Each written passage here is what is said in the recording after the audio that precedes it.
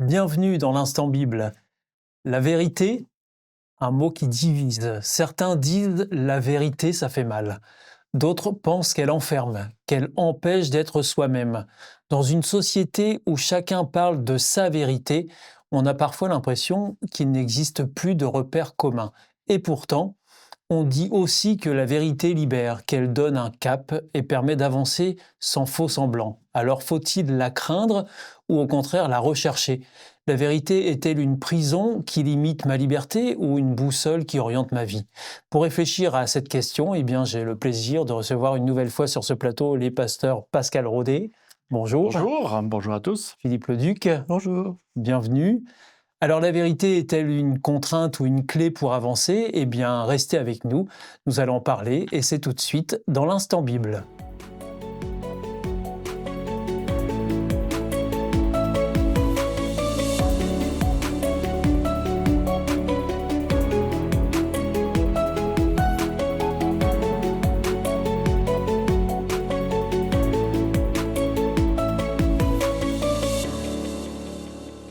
Alors, pasteur Pascal Rodet, pour commencer, pourquoi, selon vous, la vérité suscite-t-elle autant de débats? Ah, c'est une vaste question ça aussi, parce qu'on pourrait se dire, si c'est la vérité, voilà, ça l'est, point barre, on n'en parle plus.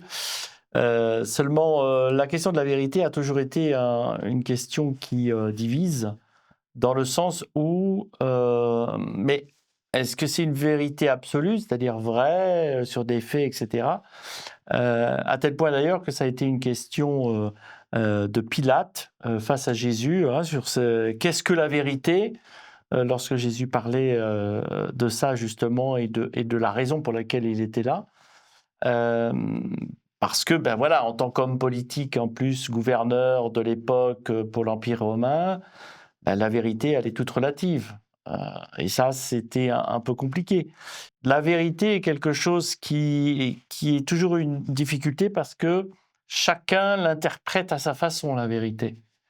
Et quand on commence à faire une interprétation, que ce soit un témoignage dans ce que j'ai vu dans un accident, c'est un fait, il y a eu un accident, c'est une réalité, c'est une vérité. Mais l'interprétation de cette vérité, on va avoir plusieurs témoins qui vont expliquer l'accident de différentes façons. Et alors donc, soi-même, quand on prétend dire la vérité ou être vrai dans ce que nous vivons, euh, est-ce qu'il y a un risque à ce que ça puisse faire peur ou est-ce que ça peut même déranger parfois? Oui, ça peut faire peur pour la bonne et simple raison, c'est que les mots que je vais utiliser pour parler d'une vérité ou de quelque chose, je vais dire la vérité, sont peut-être des mots qui vont être mal compris en face. Ou quand moi, je vais les dire, ma peur de dire la vérité, c'est est-ce que je vais être compris? Est-ce que je vais être mal interprété? Est-ce que je vais avoir un retour négatif parce que j'ai été trop brutal, par exemple, dans ce que je voulais dire? Et pourtant, c'est la simple vérité, pour moi en tous les cas. Donc forcément, oui, c'est assez gênant parce que on n'aime pas le dire de peur des conséquences, des situations, d'être mal compris, etc. Alors, pasteur Philippe Leduc, dans la Bible, euh, quand il s'agit de vérité et notamment d'être vrai dans ce qu'on est, qu'est-ce qui nous est dit, qu'est-ce qui nous est rapporté? Alors, il y a des textes qui vont dans le sens que la vérité, c'est lié à la parole de Dieu. Si je prends le psaume 119, verset 160, le psalmiste va dire que ta parole, il s'adresse à Dieu en disant ta parole est vérité. Hein. Toutes tes décisions sont justes, elles sont valables pour toujours.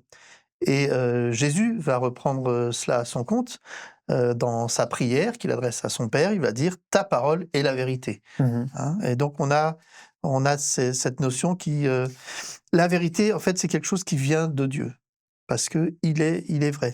Jésus a même dit: «Je suis le chemin, la vérité et la vie». Donc Jésus même a pris cet élément-là. Donc son identité était autour de ces notions-là, de ces valeurs-là. Voilà, donc en lui, on ne peut trouver aucun défaut, aucun mensonge. Tout ce qu'il me dit, je peux le croire.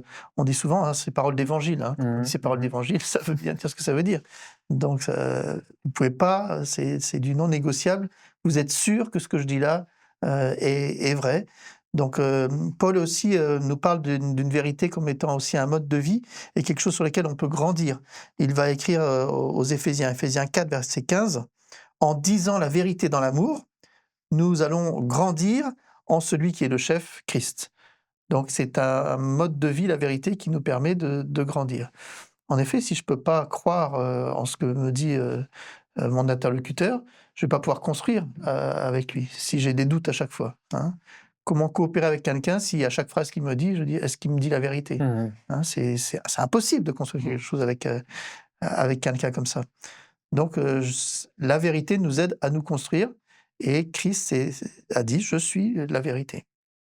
Et alors, quand on parle de vérité, Pascal Rodet, comment est-ce qu'on l'aperçoit, cette vérité, comme quelque chose qui libère ou quelque chose qui nous contraint? Alors ça dépend des personnes et des situations, parce que lorsqu'on veut dire la vérité ou quand on veut exprimer la vérité, elle est censée nous libérer, dans le sens où, voilà, je l'ai dit, ça y est, parce qu'on a gardé quelque chose de terrible, etc., etc. Dans la parole de Dieu, la vérité est quelque chose de capital, parce que là, du coup, elle libère vraiment. Je reprends un texte dans Jean au chapitre 8, par exemple, au verset 32.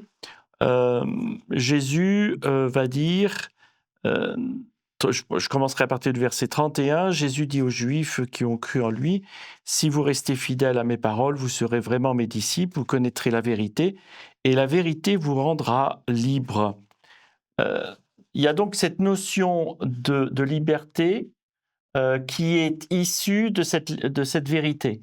Alors, dans le contexte du texte ici, forcément, Jésus est en train de parler de sa parole, de ce qui est la vérité, de ce que est la vérité de Dieu, de ce qu'il est, de ce qu'il souhaite pour chacun d'entre nous, de ce qu'il est prêt à faire pour nous, c'est-à-dire à nous sauver, à nous pardonner de nos fautes, etc.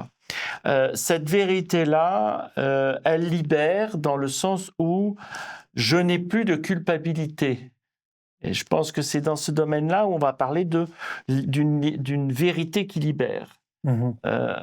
Quand il y a une mauvaise action de fait, quand j'ai fait quelque chose de mal, je suis un peu oppressé et voilà, je suis pas bien. Et ça on n'est pas libéré de ça. On est un peu emprisonné. Et ça, c'est quelque chose de fondamental pour Jésus. Alors, la vérité peut déranger, mais elle est claire et oriente aussi. Alors, comment peut-elle devenir une boussole dans nos vies? Eh bien, on en parle juste après, et c'est dans l'Instant Bible. Vous êtes toujours avec nous dans l'Instant Bible, et nous sommes en bonne compagnie avec les pasteurs Pascal Rodet et Philippe Leduc.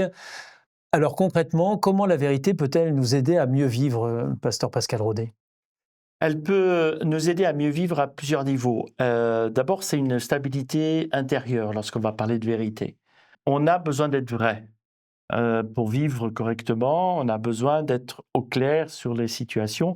Et ça touche y compris la parole de Dieu. C'est-à-dire qu'à partir du moment où je suis, moi, dans une démarche en lien avec Dieu, Dieu me donne cette vérité, cette parole, sa parole, et je peux m'appuyer dessus. On est sur une stabilité. Il y a aussi sur une confiance relationnelle. On dit les choses, on se dit les choses, on ne se cache pas les choses.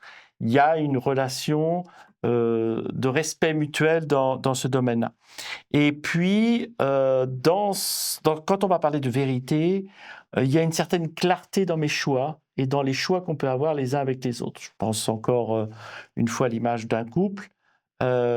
Pour arriver à faire les bons choix ensemble, il y a cette nécessité d'être dans cette vérité, dans cette relation intime. Et alors, avec Dieu, c'est la même chose. Il y a cette relation intime que l'on peut avoir pour clarifier un peu mes choix. Philippe Leduc, quels sont les mensonges ou les illusions qui enferment le plus aujourd'hui? Oh, il y en a beaucoup, notamment certaines qui sont liées à la réussite.